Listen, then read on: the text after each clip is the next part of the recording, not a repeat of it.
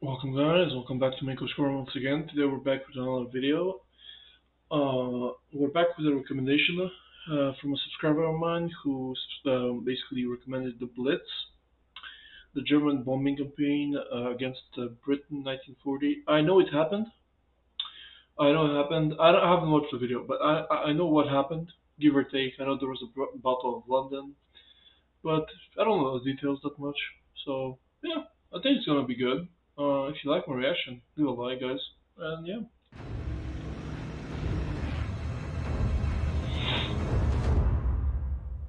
In May and June 1940, Holland, Belgium, Norway, and France fell one by one to Germany, and Adolf Hitler started turning its target across the English Channel to Britain.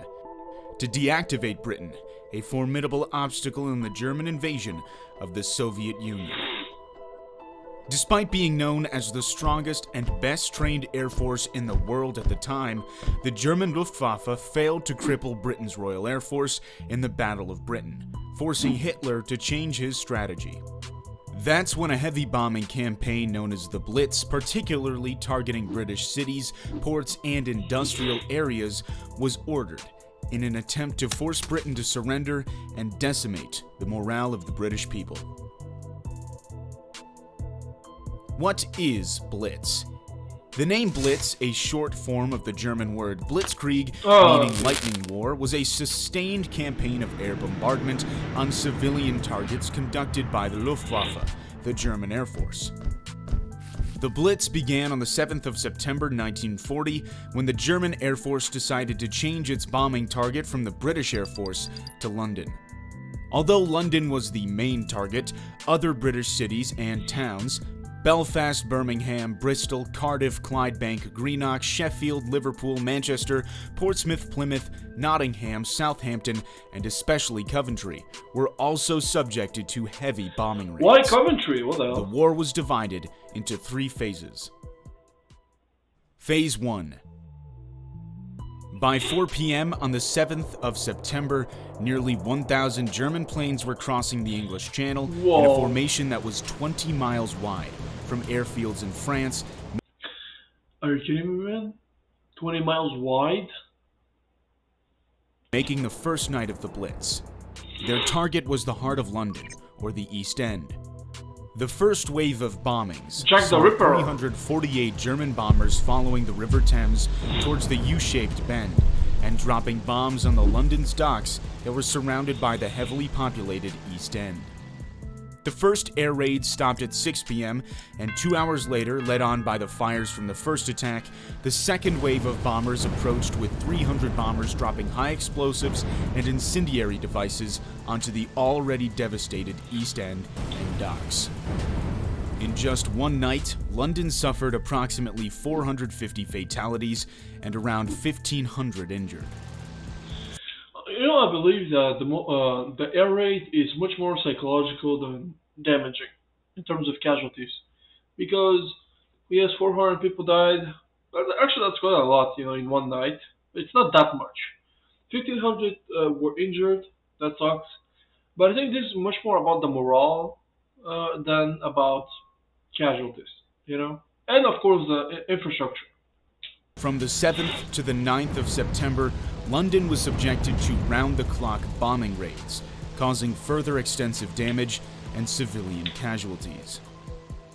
Over the next few days, poor weather postponed the next main effort until the 15th of September, when the Luftwaffe made two massive daylight attacks on London. The first targeted the Battersea railway station on the West London Extension Railway in Battersea District, the link between London and the heavy industries of the West Midlands and other industrial cities in the north and southeast of Britain.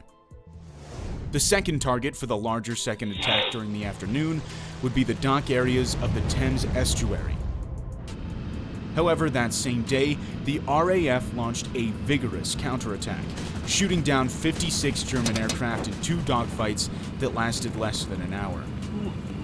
Realizing that the Luftwaffe could not gain control of British airspace, Luftwaffe High Command decided to switch to night attacks.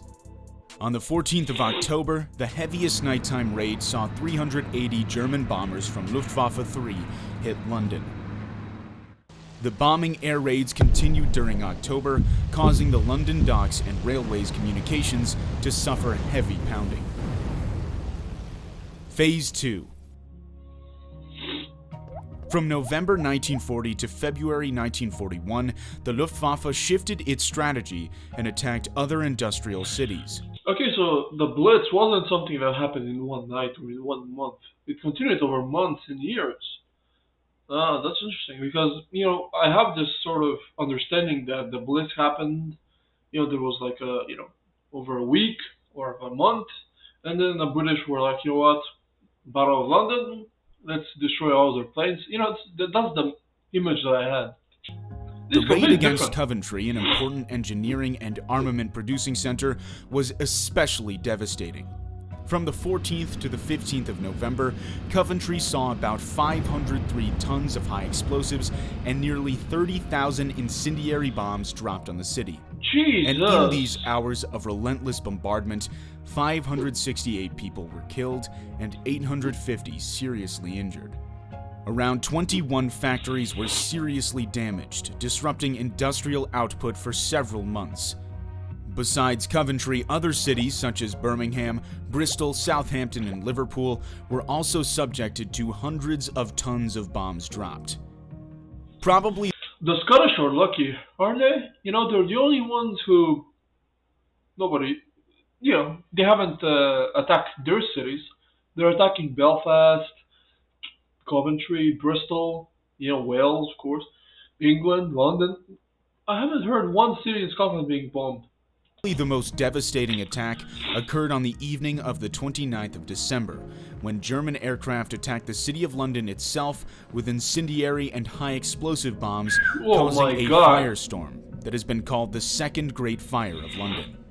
Civilian casualties on London throughout the Blitz amounted to more than 28,000 killed and 25,000 wounded. Final attacks. In 1941, the Luftwaffe shifted its bombing target to Britain's maritime resources. In a series of 46 raids between February and May, ports including Plymouth, Portsmouth, Bristol, Swansea, Merseyside, Belfast, Clydeside, Newcastle, and Hull, there you go, Scotland gets hit, were pounded heavily, although they still managed to function.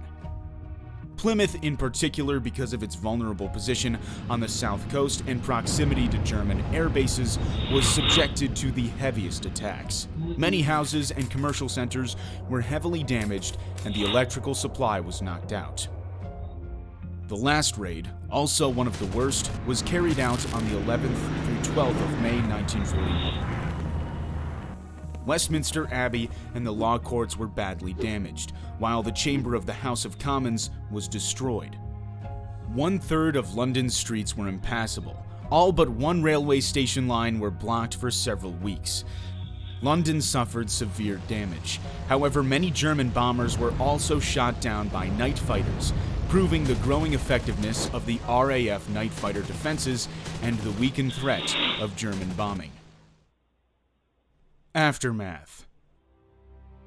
The Blitz came to an effective close in May 1941 when Hitler decided to attack the Soviet Union with Operation Barbarossa. Wait. Okay, am I going crazy? But why is there so much white between both countries here? Or is he only showing Germany and only Russia? Because by 1941, I'm pretty sure that the Soviet Union had the Baltic states and, Belarus and Ukraine. That's weird. As the Luftwaffe did not have sufficient resources to conduct a two-front war. The Luftwaffe High Command recorded the loss of 2,200 aircraft over the British Isles, a quarter of them fighters, and 1/3 bombers. That's a lot. At least 3,300 Luftwaffe aircrew were killed, 2,600 missing, and 2,100 wounded. Total losses could have been as high as 600 bombers, 1.5% of the sorties flown. For the British, it is calculated that during the Blitz, together with enormous destruction of property, about 43,000 British civilians were killed and another 139,000 were wounded. That's a lot. Despite causing unprecedented destruction and death, the Blitz had little effect on Britain's ability to continue in the war, failed in its immediate purpose of crippling British air power, and failed to corrupt the morale of British civilians. Instead, the war contributed to strengthening British determination to defeat Nazi Germany in later fights of World War II. I mean, yeah, because I'm kind of surprised that he didn't talk about the Battle of London. But yeah, if you start doing air raids on your enemy, it can have two effects. One, it could cripple the morale, or two, it could boost it. Because then people are like, well, this is it. People have died on our soil. Maybe beforehand, maybe we could have had peace somehow. We can have peace. They invaded us, all that. So Thanks for watching. yeah, it was a great video. This was great video. I hope you liked my reaction, guys.